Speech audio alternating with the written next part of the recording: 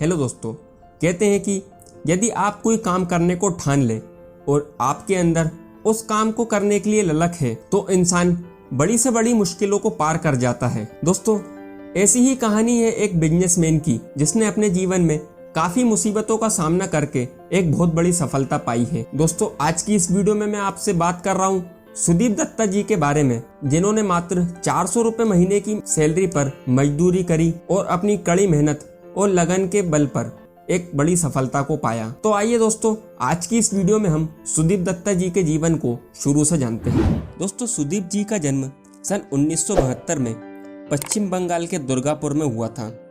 इनके पिता Vijay Shankar Dutt Indian army में थे, जहां एक बार जंग के दौरान सुदीप जी के पिताजी को गोली लगने के कारण वह अपाहिज हो जाते हैं, जिसके कारण पूरे परिवार की जिम्मेदारी सुदीप जी के बड़े भाई पर आ जाती है। लेकिन दोस्तों, जब परेशानियां आती हैं तो चारों तरफ से आती हैं। थोड़े दिनों बाद ही उनके बड़े भाई का भी स्वास्थ्य बिगड़ने लगा। घर की आर्थिक स्थिति ठीक न होने के कारण इनके भाई का इलाज न हो सका, जिस वजह से उनके भाई की भी मौत हो जाती है। सुदीप जी के पिता इस हादसे को सहन नहीं कर पाए। कुछ समय बाद वे भी इस दुनिया को अलविदा कह देते हैं। घर में इन परिस्थितियों के चलते महज 17 साल की छोटी सी उम्र में पूरे घर की जिम्मेदारी अब सुदीप जी के कंधों पर आ जाती है। ऐसी परिस्थितियों में भी उन्होंने अपने परिवार का साथ बखूबी निभाया। इस दौरान वे एक जगह मजदूरी करने लगे, जहां से मिल रहे कुछ रुपयों से वे अपने परिवार को चला रहे थे। इसी बीच किसी ने उनको सलाह दी कि तुम मुंबई चले जाओ, वहां शायद तुमको कुछ अच्छा काम मिल जाए। ऐसे में वे मुंबई आ जाते हैं। वहां उनको एक फैक्ट्री में नौकरी मिल जाती है। उस नौकरी से उनको 15 रुपये रोज मिलने लगे और साथ ही रात गुजारने के लिए एक जगह भी मिली, जहां सुदीप जी के साथ 20 और मजदूर रहते थे। वे सोने की जगह इतनी छोटी थी कि सोते समय वे हिल भी नहीं सकते थे। ऐसी स्थिति में सुदीप जी ने लगभग 3 साल वहां नौकरी करते हुए गुजारे। सुदीप जी की नौकरी करने के समय ही उनके फैक्ट्री के मालिक को बिजनेस में काफी भारी नुकसान झेलना पड़ा। फैक्ट्री मालिक ने अपनी इस फैक्ट्री को बंद करने का फैसला किया। सुदीप जी की पहले से ही स्थिति ठीक नहीं थी, लेकिन फिर भी उन्होंने हिम्मत करके विचार बनाया कि वे इस फैक्ट्री को खरीदेंगे, और उन्होंने इस मौके को हाथ से नहीं जाने दिया। अपनी कुछ जमा पूंजी और कुछ दोस्तों की मदद से उन्होंने करीब 15-16 हजार रुपए जमा किए और वे इस फैक्ट्री को खरीदने उस मालिक के पास पहुंच गए।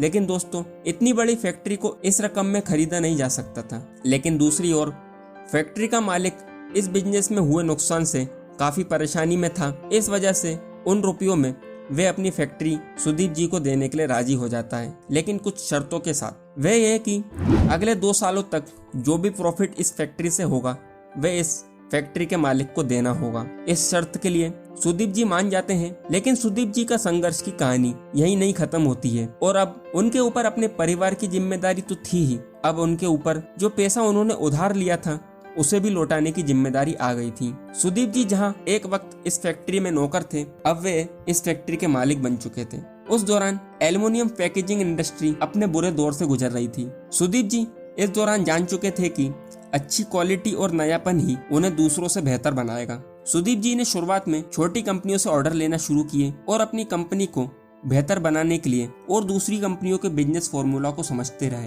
अपने प्रोडक्ट्स को बड़ी कंपनियों तक पहुंचाने के लिए सुदीप जी बड़े अधिकारियों से मिलने के लिए कई घंटों तक इंतजार करते थे। लेकिन धीरे धीरे उनकी मेहनत रंग लाने लगी, जब उन्हें सिप्ला, सन फार्मा और नेस्ले जैसी बड़ी कंपनियों से ऑर्डर आने लगे। यहाँ से सुदीप जी ने सफलताओं की सीढ़ियां चढ़ना शुरू कर दिया था। उस दौरान मार्केट में एक नई कंपनी वेदांता कंपनी ने इस पैकेजिंग इंडस्ट्री में अपना कदम रखा। उस समय इस कंपनी नामी कंपनियों के साथ शुमार थी। सुदीप जी के सामने अभी एक बड़ी चुनौती था, लेकिन फिर भी अपने बेहतर प्रोडक्ट और सर्विस के चलते वेदांता कंपनी सुदीप जी के कंपनी के आगे नहीं टिक पाई, और सन 2008 में सुदीप जी ने 130 करोड़ रुपए की राशि में वेदांता कंपनी को भी खरीद लिया। सुदीप जी ने अब पीछे मुड़कर ना देखने को ठान लिया था। वे लगातार अपने प्रोडक्ट्स को बेहतर करने में लगे रहे और साल 1998 से 2000 तक कोलकाता से लेकर 12 बड़े शहरों में अपने प्रोडक्ट यूनिट की शुरुआत करी। दोस्तों, सुदीप जी की company SD aluminium private limited India की पैकेजिंग क्षेत्र में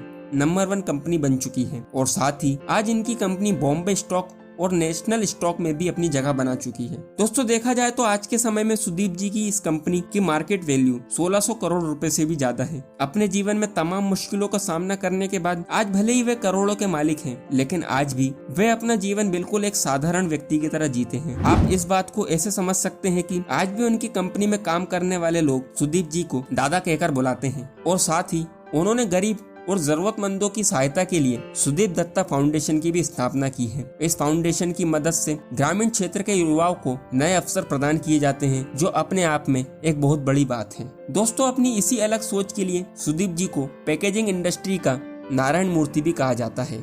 दोस्तों हमें सुदीप दत्ता जी की कहानी से ये सीख तो जरूर मिलती है कि जीवन में कई तरह की परेशानियां आती हैं, लेकिन उनसे लड़कर और हार ना मानकर यदि हम आगे बढ़ते हैं तो हमें सफलता एक ना एक दिन जरूर मिलती है। तो दोस्तों आज का वीडियो बस यहीं तक। तो कैसा लगा आपको ये वीडियो कमेंट करके अपने विचार जरूर बताइएगा। अच्छा लगा हो तो लाइक और शेयर कीजिएगा, और यदि आप चैनल पे नए हैं तो इसे सब्सक्राइब करके नोटिफिकेशन बेल को ऑन जरूर कीजिएगा, ताकि आने वाले वीडियोस का अपडेट आपको तुरंत मिल सके। मैं पीयूष गर्गायन मिलता हूँ आपसे एक नई वीडियो में। तब तक के लिए आप सभी स्वस्थ रहें, be happy, be positive and stay motivated. Thank you.